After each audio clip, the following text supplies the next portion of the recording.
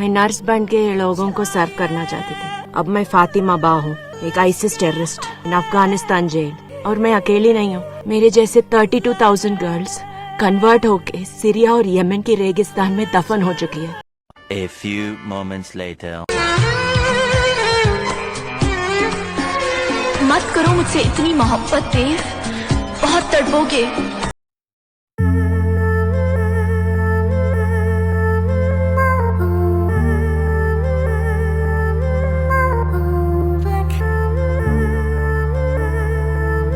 बोलने दे, तकलीफ हुआ है बेचारे को। बोल। नमस्कार। चोर की दाढ़ी में तिनका, ये कहावत तो आप सब लोगों ने सुनी ही होगी। और ये जो कहावत है ना, इसका लाइव डेमो में आज आपको दिखाने वाला हूँ।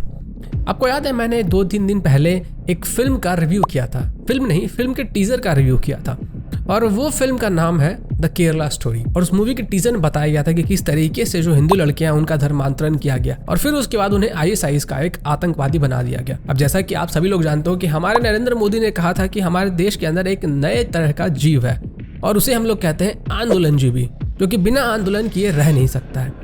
उसी प्रकार से आज मैं एक और जीव के बारे में आपको बताने वाला हूँ, और उसे कहा जाता है लतखोर जीव, यानी कि ऐसा प्राणी जो कि बिना लात खाए रह ही नहीं सकता। इस प्रेम दिवस के फैक्ट चेकर ने यह फैक्ट चेक किया कि ये जो मूवी आई है द केरला स्टोरी, वो एकदम बेसलेस है। उसमें जो बताया गया है वो बिल्कुल भी सही नहीं है, वो सिर्फ और सिर्फ एक प्रोपेगेंडा है। मतलब आप ये देखिए, अभी मूवी भी नहीं लॉन्च हुआ है, ना अभी उसका ट्रेलर आया है, अभी सिर्फ और सिर्फ मूवी का एक टीजर दिखाया गया है, और वो भी करीब करीब सिर्फ 1 मिनट का।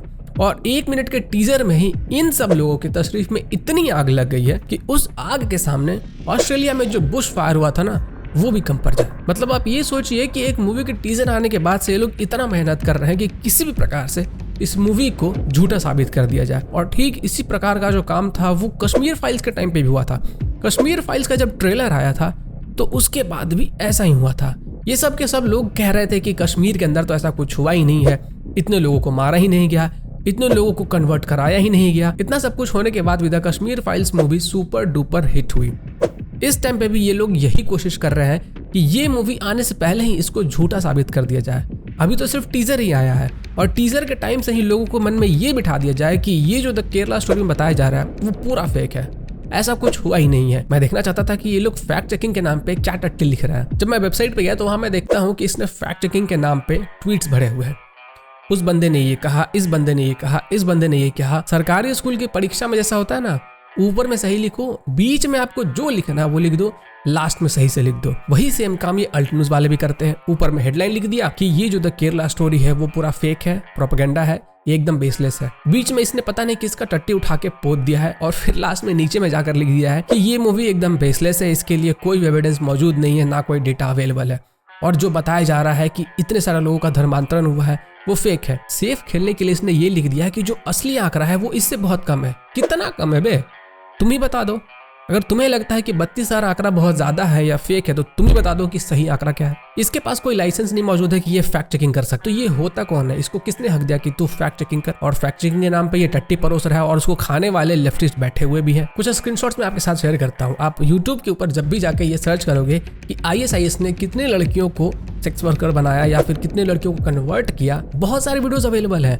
अलग अलग कंट्री से लड़कियों को पकड़ के ले जाया जाता है और वहाँ पे उनका धर्मांतरण किया जाता है, उनको सेक्स स्लेव की तरह से यूज किया जाता है। और वहाँ से बहुत सारी लड़कियां भागने में कामयाब हो गई थी, और उन्हीं लोगों ने बताया कि एक्चुअली में ISIS वाले उनके साथ करते क्या है। इस बकरी छाप के अकॉर्डिंग ये सब जितने वीडियोस बनाए गए हैं जो कि इंडिया के अलावा बाकी के कंट्रीज के न्यूज चैनल्स ने पब्लिश किया है, वो सब के सब फेक है। इस स्क्रीनशॉट में यहाँ पे आप पढ़ सकते हो कि सिर्फ 2015 में 1410 लड़कियों को कन्वर्ट किया गया था, सिर्फ 2015 में। और मैं ये सिर्फ केरला की बात कर रहा हूँ। इस स्क्रीनशॉट में आप देख सकते हो और अंदाजा लगा सकते हो कि केरला के अंदर जो मुस्लिम्स की पॉपुलेशन है वो एक्सपोनेंशियली कैसे ग्रोथ हुई है। और अगर आप ग्राफ को ध्यान से देखोगे तो आपको पता चलेगा कि जो मुस्लिम्स का पॉपुलेशन बढ़ रहा है, वहीं पे जो दूसरे रिलीजन का पॉपुलेशन है वो घट रहा है। घटने का क्या मतलब है? घटने का मतलब है कि उनके जो रिलीजन के लोग हैं उनको कन्वर्ट किया जा रहा है।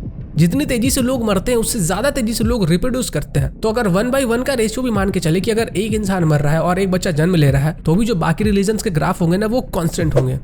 लेकिन उनके जो ग्राफ है ना वो नीचे जा रहे हैं, और वहीं पे जो मुस्लिम्स की पॉपुलेशन की ग्रोथ है वो एक्सपोनेंशियली ऊपर बढ़ रही है। तो ऐसा तभी हो सकता है जब वो लोग बहुत तेजी से रिप्रोड्यूस कर रहे हैं और साथ ही में जो बाकी के रिलीजन के लोग हैं उनको कन्वर्ट कर रहा है। और केरला स्टोरी में तो सिर्फ 32,000 ही बताया गया है। इस आंकड़े को देखने के बाद आपको समझ में आ गया कि असली जो आंकड़ा होगा ना वो 32,000 से भी कई ज्यादा होगा। और जहां तक इस मूवी की बात है, जो केरला स्टोरी, उनके जो मेकर्स है उन्होंने 4 साल तक लगातार मेहनत की है और रिसर्च किया है। अब 4 साल की मेहनत और 4 साल का जो रिसर्च है वो लोग एक टीजर में तो नहीं दिखा देंगे।